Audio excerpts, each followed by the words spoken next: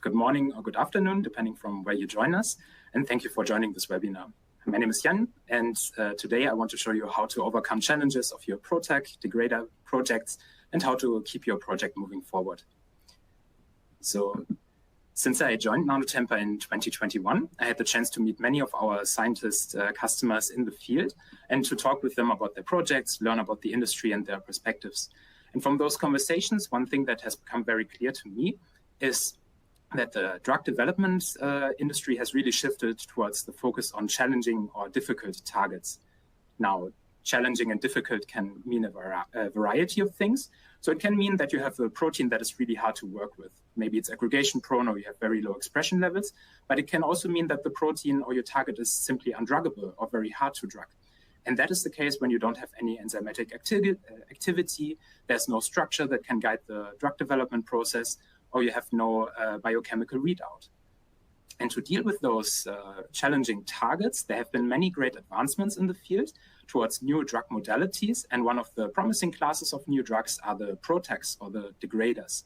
As you know, those degraders utilize the cellular pathways to tag a protein for degradation, and then the cell is degrading the protein using the biochemistry of the cell. So here you see a couple of different challenging targets, what you would consider to be a challenging target. Transcription factors, receptors, intrinsically disordered proteins or disordered regions.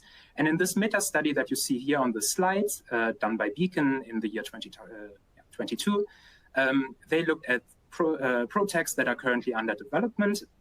And what you see from those numbers here right away is that, first of all, there are quite a lot of projects currently for degraders on those challenging targets, but they are really focusing on exactly those challenging targets, meaning the transcription factors, receptors, and IDPs. You might find yourself working with those proteins and you might know those challenges already. And we here at Nanotemper have developed the perfect solution to work with those targets. But before I talk about our solution, I want to quickly revisit the degrader development process. So another thing that has also become clear to me from those conversations with our customers is that there's a definite need for biophysical tools in this development process. And this development process for a PROTAC can be very long and very tedious, and there are many steps involved that we can quickly go through, and then also highlight the need for biophysical tools at each step. So everything starts with the screen for warheads that are targeting against your protein of interest, and then also the ligand that will bind to your E3 ligase. And here you would employ single dose screens, affinity screens, and you would select small molecules that you can then move forward into assembly of a final PROTAC. The next step would be then to assemble the PROTAC and to test the binary interactions against the ligase and also against the protein of interest. Once you have established the binary interactions, you have the binary KDs, you would then move forward to study the ternary interaction, the ternary complex formation, and you really want to see the stability increase of the ternary complex that is then associated with a higher likelihood of ubiquitination of your protein of interest. And here you would study ternary interactions and the ternary KD. And last but not least, you would also assess the cooperativity, really the increase by which the ternary complex is more stable than the binary complex. And at this stage, you would also study the hook effect. So each step is, of course, quite tedious, and you have a range of different problems associated with each step. And I want to quickly highlight a couple of different problems that you might encounter in your daily lab work. And everything starts with the data quality. So as a scientist, of course, data quality is really dear to us and very important to make a decision, to make an informed decision, to make your project move forward. And here you might face problems with low quality data, unreliable measurements, and such. Another problem that you might encounter is when you especially work with those multimeric proteins, those degraders that have two different targets that they bind to. You have to develop different assays for each of those interactions that you want to study, which comes again with a different range of problems.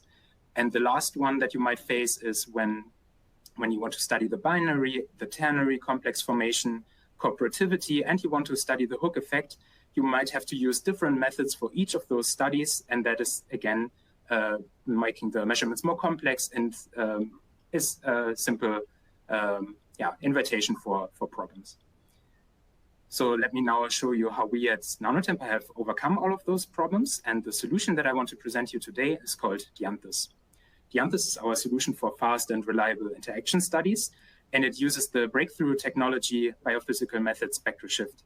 Spectral Shift is a fluorescence-based method that uses fluorescence as a readout, and that allows us to use all the advantages of fluorescence, such as working with very low concentrations and very low sample consumption. Additionally, it allows you to measure directly in solution in virtually any buffer environment, and you can use the well-established 384 well plate format. It is also compatible with many automation solutions, and it can be easily integrated in your automation solution that you might have already established in your lab. So let's revisit the problems that I was mentioning before.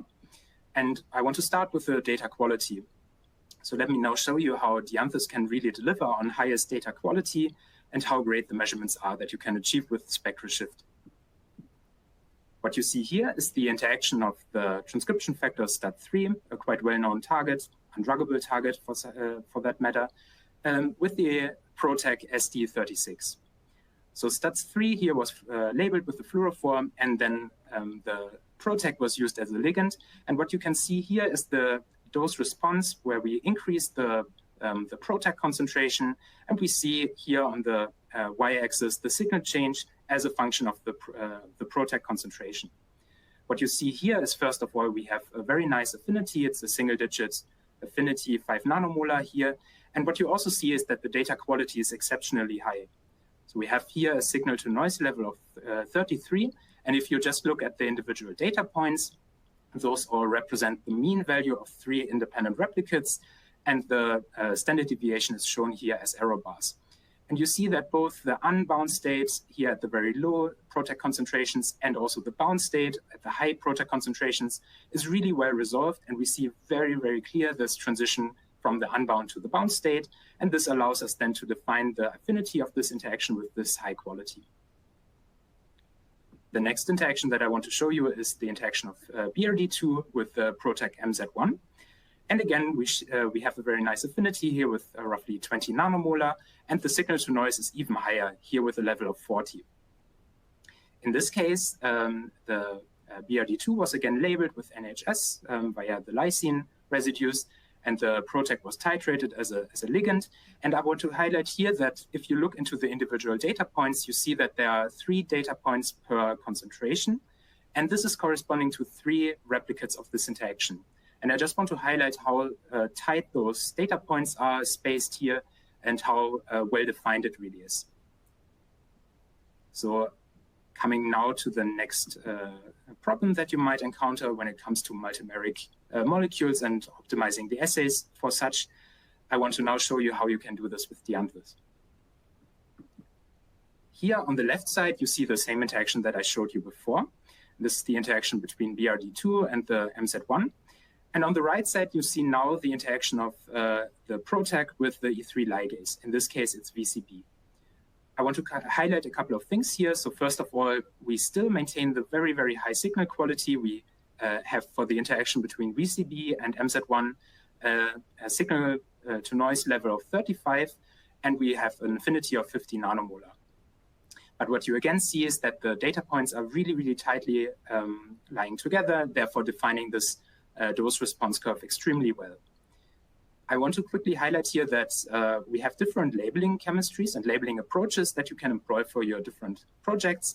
And those range from covalent labeling chemistries that either target the cysteines or the lysines of your protein, but you can also employ an affinity-based approach using, for example, the histec of your protein. And what I also want to show you here is that both of those interactions were done virtually in the same buffer conditions, so you don't need to spend a lot of time developing your assay. The measurements, the fluorescence-based approach works in basically every biological buffer solution, and you can easily establish your assay. And Dianthus also has tools implemented that can help you to find the best buffer condition for your system. We have here on the right side the interaction for VCB, but I also quickly want to let you know that we have protocols established also for other E3 ligases such as cereblon. coming now to the third problem. When it comes to characterizing very different kinds of interaction all on the same technology platform, I want to show you how you can do this with Dianthus.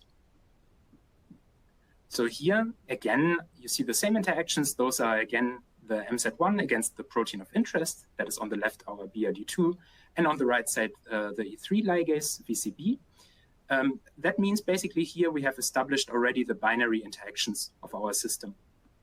The next step would then to be assess the ternary interactions.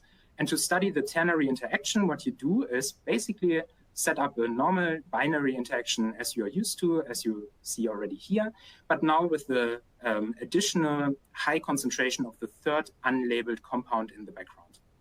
So practically what you would do is we use the BRD2 as a labeled protein in this case, and then we have a high concentration of VCB in the background that is always saturating the ternary complex. And when you then look at the data, this is how it looks like. Here in blue, you see again the binary complex formation, the dose response for the binary complex. And in purple, you see the dose response for the ternary complex.